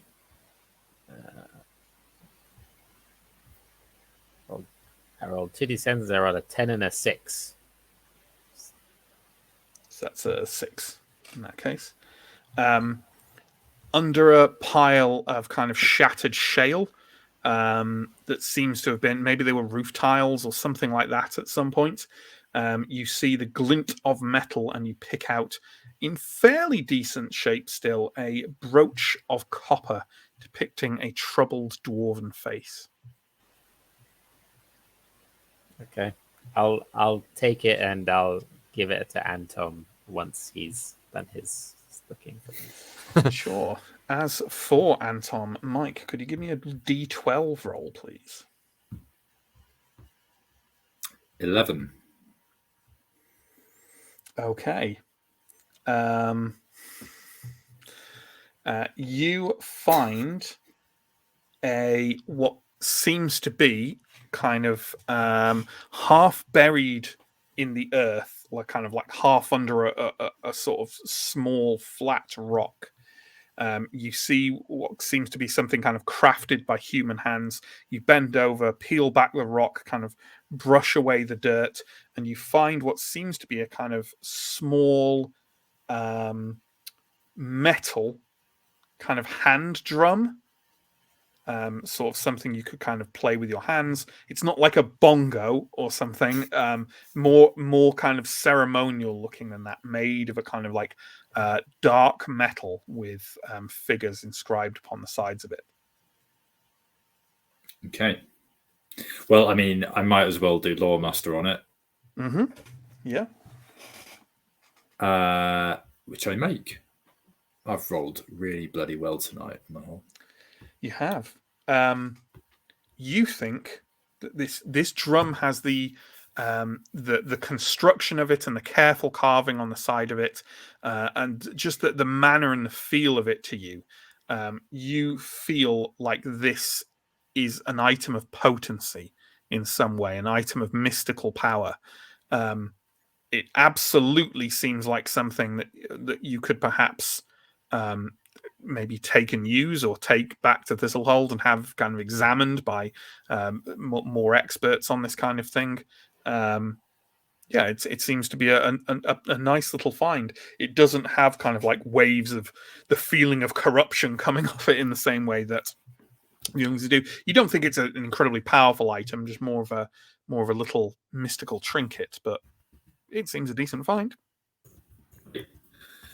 I will pocket that and make a mental note to start to learn to play the drums when I get back to Thistlehouse. Sure. Elindra, you also find something. While you're striding through between large kind of clumps of ruin, you see kind of like over further to your left, you see Askarai kind of like picking up some kind of glinting metal thing from underneath a pile of shale, and perhaps I can imagine you kind of, because you are not having similar luck in finding anything here. And then you step onto something sharp that partly crunches under your tread. You look down and kind of like sweep the mist away with your hand. It's a bone. It has to be said, quite a fresh looking bone. Okay. You haven't got do you need? Yeah, you don't have Medicus, do you? No. I might be able to spot the difference between a human bone and a not human bone. Yeah, there's lots of human-sized things in. I'm not sure. Then it's Either way, I'll say it looks fresh and it's kind of partly embedded in the ground, but not deeply, you know. Okay. And then you kind of look up and you see like a few feet ahead, kind of another bone, kind of laying more just directly on the ground. Okay, I'll look around and see, like, are there more bones, and are they in the arrangement of like a thing that died here, or does this look like something that's been kind of walking around to sort of, yeah. You know what? Give me a cunning roll. Cool.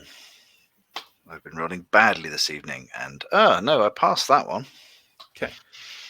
You, out of curiosity, take a little bit of a wide kind of patrol around the area where you are and back a bit towards the camp. Somewhat sporadically spread out, although gathered roughly closely together, you would say that multiple things died here relatively recently, in that these aren't yellowing and they aren't kind of like just broken apart and cracked apart by predators. Yeah, multiple things died here in the not so distant past. Okay, and were spread around. They're not like complete skeletons, right? They're no, but they're kind of gathered together. Okay. You know, like in somewhat proximity. Like it basically seems like things died here, and then the bones have naturally kind of like rolled apart or like been moved or somehow or whatever. But like it's not laid out intentionally. Yeah. But multiple things have died here. Okay. I think I will report this back to Anton and Askarai and say, like, how it's relative, it's Davokar, but how safe do we feel here? A lot less safe now that you've told me there's a lot of bones here. Sorry. Yeah. No, it's actually a good find. Yeah. In some ways more important than the trinkets that myself and Askarai have come across. Return to the others. Yeah, we may not want to camp near here after all. I would rather have found a trinket, but we found what we found. Yes, we need to let the others know. I don't know if that means that we can move on or what, but you all return to the camp. Lysindra has kind of stoked the fire. Aaron and Steo are presumably pottering around to some degree. Yeah, we have made an unfortunate discovery alongside some interesting little bits and pieces. Elindra also came across some fairly fresh bones just over there. If we're going to change our minds about where we want to camp tonight, now is the time to make that decision. The ground is also strangely cold and frosty. Lysindra kind of stands and turns and says, "Bones, Frost, help me pack up the camp." Get to work. You all pack up the camp, and Lysindra, unless someone wants to contradict or argue otherwise will strike off to the edge of the field and kind of a little bit beyond, where she finds kind of like another, perhaps like a tree trunk that's collapsed over into another. That's a good place for setting up one of her lean-to camps again. She quickly stokes the fire, quickly gets everything gathered, and gets food slowly kind of heating up. And then a little later on, as kind of night really starts falling and darkness spreads over the forest, she leads the five of you to just the edge of the field where you were, kind of standing back from it, still a scatter of trees in front of you. She hushes any kind of like attempt to question her about this, and simply indicates the field ahead. And at first you think it's kind of glittering from the moonlight on the frosty ground through the mist, but then the lights start emerging. Just a gentle sort of shimmering at first along the ground before they start to rise up. First one, then two, then half a dozen, and then really kind of beyond count, maybe several dozen of them or so, just oddly shimmering, undulating, contorting lights drifting up from the ground and gently rolling a good couple of feet in the air across the frozen field.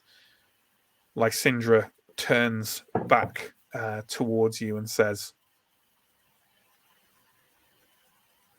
"It was a good observation. They're called frost lights. They'll drain you of any warmth you have, then leave you there to forever lie in the cold, like those poor souls." Are they the dead or natural? Barbarians have legends of them. They say they're the souls of stillborn children, desperately searching for closeness and warmth. I don't know about that. I've seen plenty of things here in Davakar that don't have any reason to be evil.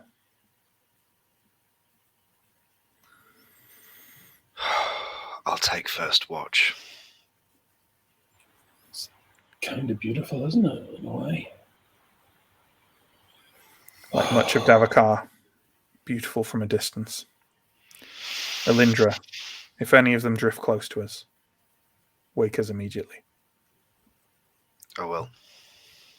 You return to the relative warmth of camp. And I think we will leave the session there for the day, folks. Thanks so much for joining us out there in the audience, or indeed here as players.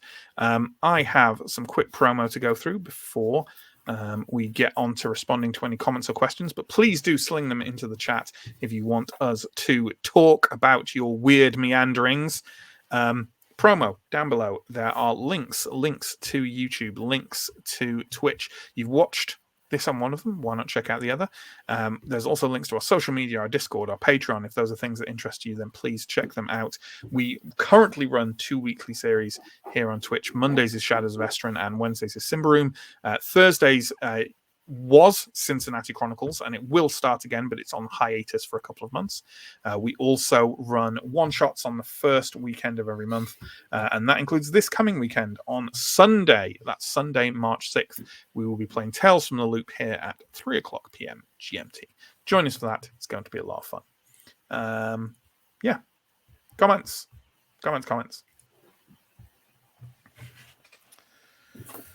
Lysindra, the new Earthons. Comment from Mike there. Yeah, even that I have to remember that she exists every now and then. That's where I was going with that. Yeah.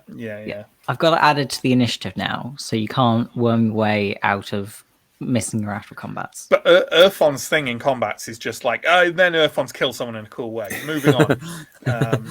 Also, I suppose in your defense, you never forgot about Urfons in combat. It was mostly when we were like NPCing our way around towns and stuff like that. It is. I'm still loving Mike's fundamental refusal to spell Urfons the right way, by the way. Yeah, that is absolutely purposeful at this point. Yeah. I'm getting vibes from Lysindra, like on The Apprentice, when you have the kind of the clueless people yapping at each other, trying to kind of figure out what it is they're going to do, and then there's like one of the sort of the assistant, someone who actually knows what they're doing, standing in the background, just kind of frowning furiously, like this is the wrong thing to be doing. I'm getting that's pretty that accurate. From Lysindra. Lysindra has been in Davakar an awful lot. Yeah, I am getting strong driving instructor vibes from her, actually. Like a job interview that's not going that well. Like, Sure. I don't think she'd have liked it if we took that axe. Don't think she'd have been very impressed with that one. What, a member of the Iron Pact not liking it if you take a corrupted item out of Davakar? Surely not. I do also want to address this comment here. Allowing Lysindra is quite useless considering she's such a famous adventurer. Really? I hope I didn't give across that impression. I maintain she's passive, but I do feel like if you're going to survive being a Davakar adventurer, you probably don't want to go around poking everything you come across. I think that's quite smart. I also 100% think we are absolutely getting very much examined right now. Yeah, and she's not stepping in front of anything because she's trying to gauge us, as Matt used in his narrative. Actually, I think a smart, experienced adventurer in Davakar is always going to go in with 5 meat shields. Yeah, I mean, fair. Absolutely. I mean, 4 meat shields and an Antom. Let's be honest. Wow. So, 4 meat shields and an appetizer. Is that implying that Antom's not made of meat? I don't know. So he's made of love. Love and meat. Lovely meat. Let's move on from this. Steve, if you want to find out where the sensitive bits are on this abomination, the simplest method is probably to find the Goblin Messenger. I mean, but if the Goblin Messenger had been here, Anton would have been in no fit state to kill it. So yeah. Also, that's how you find out where the sensitive bits are on the Anton, not on the abomination. Yeah. I also want to add this. It's a chain.